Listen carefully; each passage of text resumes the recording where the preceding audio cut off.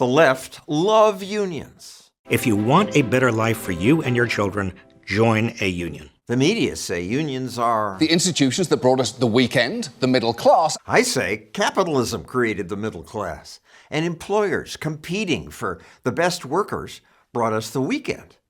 But the media credit unions and claim without a union, companies like Amazon abuse workers. A nightmare workplace where employees often see coworkers cry at their desks. Yet, again and again, Amazon workers have voted against unionization. The Teamsters at UPS had more success. We are the Teamsters! The mighty, mighty Teamsters! A few years ago, they demanded more pay. A fair contract is just a little bit more money, only because they make so much more money. UPS was making lots of money.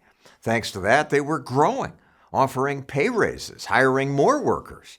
But the Teamsters wanted more and threatened to strike. What could potentially be one of the largest and costliest strikes in decades. So UPS gave in. Full-time UPS drivers will now earn an average of $170,000 a year.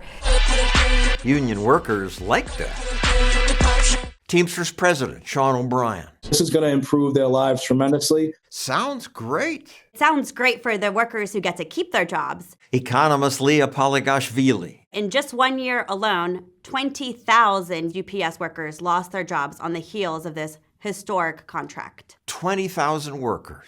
They will lay off those 20,000 workers and close a number of facilities. Closing over 70 facilities. UPS lost a lot of their business and their volumes to their competitors. That was the result of what MSNBC called collective bargaining at its finest.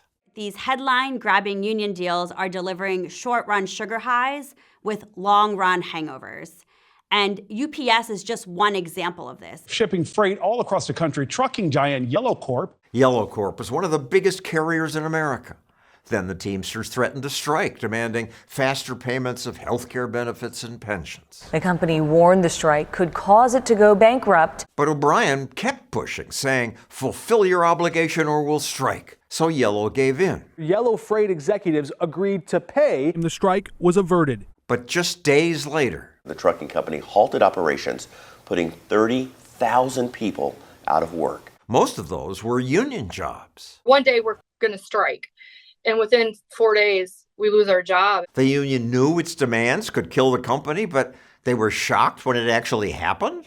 Do you feel responsible for the 22,000 Teamster jobs that are being lost? No, not at all. It just got to a point where they were so mismanaged. And that's true. It was having a lot of financial issues. But if you're on the verge of collapse, the last thing you need is a Teamsters labor union contract that says you have to increase labor costs. Yellow is basically covered in gasoline, and Sean O'Brien comes and lights the match. Unions repeatedly kill their own jobs. The same year Yellow went bankrupt, the United Auto Workers boss told his members, stand up and strike. Union strong! Union strong! Pretty soon, layoffs at plants across the country are starting up because of the strike. When I grew up, Midwestern states were called the Steel Belt.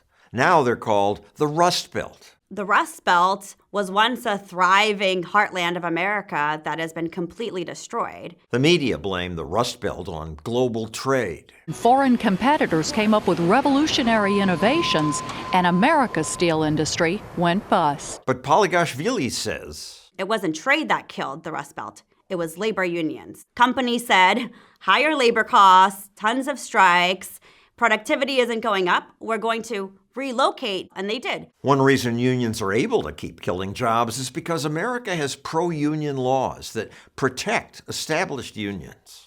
If you are a worker at a unionized workplace, you can't say to the union, I don't want to be part of this collective bargaining agreement. I want to work directly with my boss. That's prohibited. Yeah, I tried that when I first got a job on television, and I was shocked to be told, no, you may not. If you don't join the union, we have to fire you. That's exactly right, yeah. In 24 states, employees can be forced to pay union dues even if they reject union representation. That helps the established unions like the Teamsters. And they brag they have $1 billion in assets. We actually took on corporate America and won today. They won, but many workers lost. My insurance is going to be gone. I have medical bills I have to pay. Don't know where I'm going to come up with that money. But I think it's a great victory for the labor movement. We invited Sean O'Brien to come here, give your side of the story. His people said he was too busy. What the media often call a great union deal leads to layoffs down the road. Here at Stossel TV, we'll keep reporting on unintended consequences. If you want to help us, please click that button.